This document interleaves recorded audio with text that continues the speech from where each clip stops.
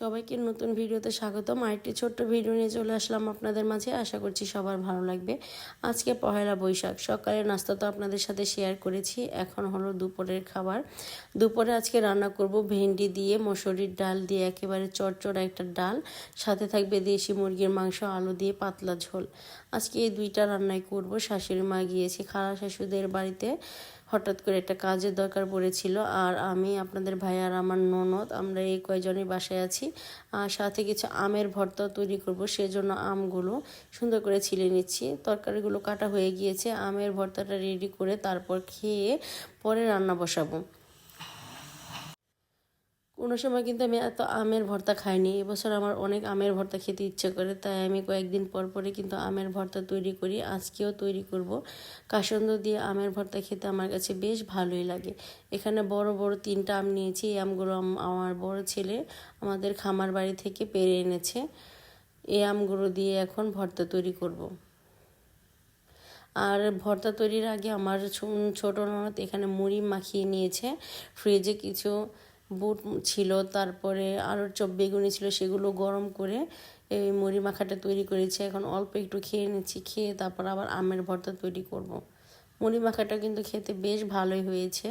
এই তো আমের ভর্তা তৈরি করে নিয়েছি। এখন আমের ভর্তা সবাই মিলে খেয়ে তারপর আমি রান্না বসাতে যাব।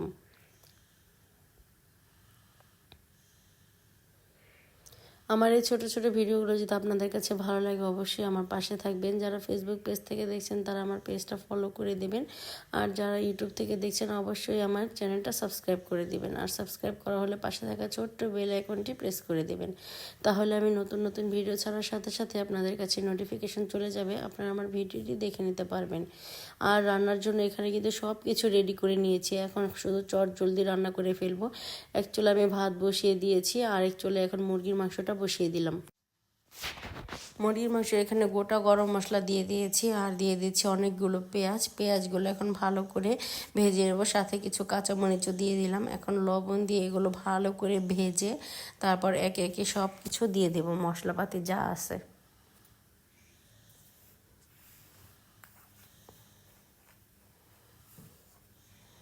পেঁয়াজগুলো কিন্তু ভাজা ভাজা হয়ে গিয়েছে। এখন আমি কিছু আদা রসুনের পেস্ট দেব।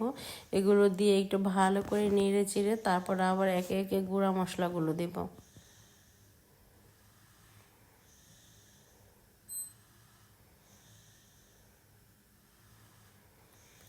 এখানে দিয়ে দিচ্ছি স্বাদ অনুযায়ী লবণ। আদা রসুনের পেস্ট তো আগেই দিয়েছি। তারপর দিলাম হলুদের গুঁড়া, এরপর দিয়ে দেব মরিচের গুঁড়া,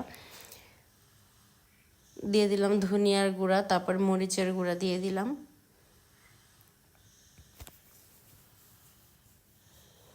দিয়ে দিলাম অল্প একটু পানি। পানি দেওয়াতে মশলাটা পুড়ে যাবে না আর ভালো করে কষানো হবে, সেজন্য পানি দিয়ে দিয়েছি। এখন ভালো করে মশলাটা কষিয়ে এখানে আমি মাংসগুলো দিয়ে দেব।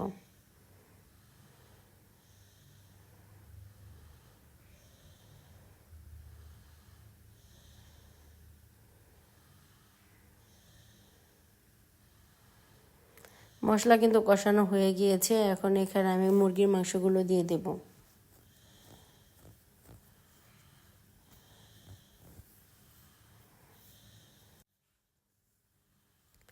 এই তো মুরগির মাংসগুলো সব দিয়ে দিলাম। এগুলো যেহেতু দেশি মুরগি, একটু সময় নিয়ে রান্না করতে হবে।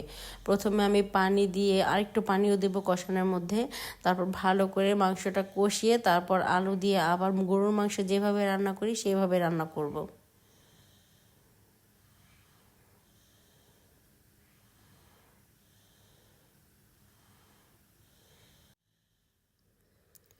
এই তো মুরগির মাংসের মধ্যে অল্প একটু পানিও দিয়ে দিলাম, তারপর ঢাকনা দিয়ে ঢেকে ঢেকে তারপর আমি মুরগির মাংসটা কষিয়ে নেব। আর ভাত হয়ে গিয়েছে। এখানে আমি ভেন্ডি ডালটা বসিয়ে দিচ্ছি। ভেন্ডি ডাল রান্না করার জন্য এখানে কিছু পেঁয়াজ কাঁচামরিচ দিয়ে দিলাম। পেঁয়াজ কাঁচামরিচগুলো যখন ভাজা ভাজা হয়ে যাবে তখন এখানে আমি অল্প অল্প পরিমাণ সব ধরনের মশলাই দিয়ে দেব।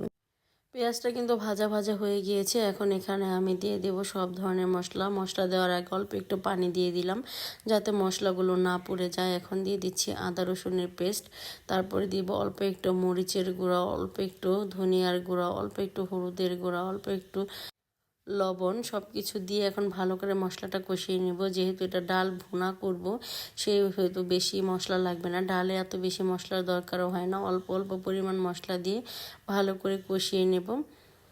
আর এখানে কিন্তু মুরগির মাংস অনেক পানি উঠে এসেছে, এখন ভালো করে মুরগির মাংসটা কষিয়ে নিতে হবে। মাঝে মাঝে হালকা হালকা না নেড়ে দিলে কিন্তু নিচে লেগে যেতে পারে, সেই জন্য হালকা করে নেড়ে দিচ্ছি। আর এখানে কিন্তু মশলাগুলো কষানো হয়ে গিয়েছে, এখন এখানে ভেন্ডি দিয়ে দিচ্ছি, সাথে মসুরির ডালগুলো দিয়ে দেব, একসাথে সব কিছু ভালো করে কষিয়ে নেব।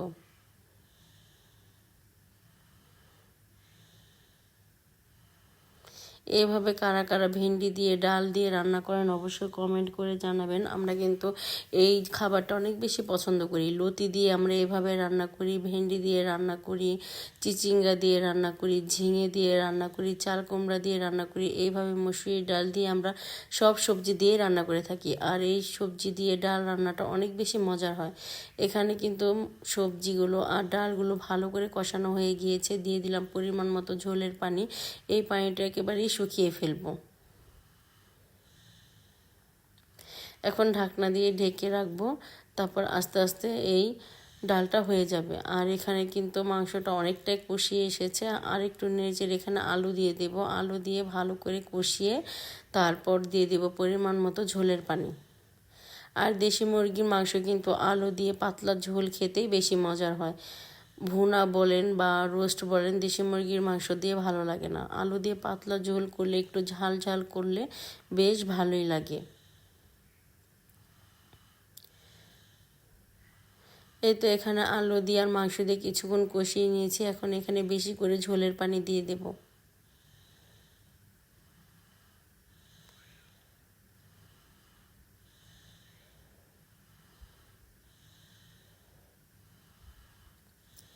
দিয়ে দিলাম পরিমাণ মতো ঝোলের পানি, নেড়ে চেড়ে যদি লাগে আরও দিয়ে দেব। এই তো পরিমাণ মতো ঝোলের পানি দিয়েছি, এখন ঢাকনা দিয়ে ঢেকে আস্তে আস্তে মুরগির মাংসটা রান্না করে নেব। আর এখানে কিন্তু ডালটা প্রায় বলক চলে এসেছে, আর একটু পরে ডাল হয়ে যাবে। এই ডাল রান্না করে তো অনেক তাড়াতাড়ি হয়ে যায়, বেশি সময় লাগে না। ডালটা হালকা একটু নেড়ে চেড়ে দিলাম। রান্না বসিয়ে পাশাপাশি কিন্তু আমি যে হাঁড়ি পাতিলগুলো নোংরা হয়েছিল সেগুলোও পরিষ্কার করে নিয়েছি। রান্না করতে যেই সময় লাগে আর এগুলো গোছাতে কিন্তু আরও বেশি সময় লাগে, আর অনেক বেশি হাঁড়ি পাতিলও কিন্তু নোংরা হয়ে যায়। এখন সব কিছু ভালো করে পরিষ্কার করে নেব, আর পাশাপাশি কিন্তু রান্নাটাও হয়ে যাবে।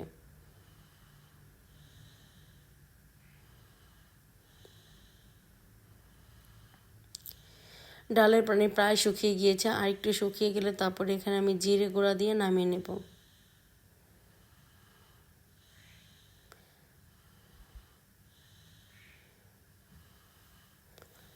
এইরকম ভুনা ডাল হলে কিন্তু আর তরকারির প্রয়োজন হয় না, এই ডাল দিয়ে কিন্তু অনায়াসে 1 প্লেট ভাত খাওয়া হয়ে যায়। এখানে কিন্তু মুরগির মাংসটা প্রায় হয়ে এসেছে, 2 তরকারিতেই আমি জিরে গুঁড়া দেব, আর একটু জাল দিয়ে তারপর নামিয়ে নেব। এই তো রান্নাবান্না শেষ, এখন খাওয়া দাওয়ার পালা। তরকারিগুলো কেমন হয়েছে অবশ্যই কমেন্ট করে জানাবেন। আজকে এ পর্যন্তই, সবাই সুস্থ থাকবেন, ভালো থাকবেন। আল্লাহ হাফেজ, আসসালামু আলাইকুম।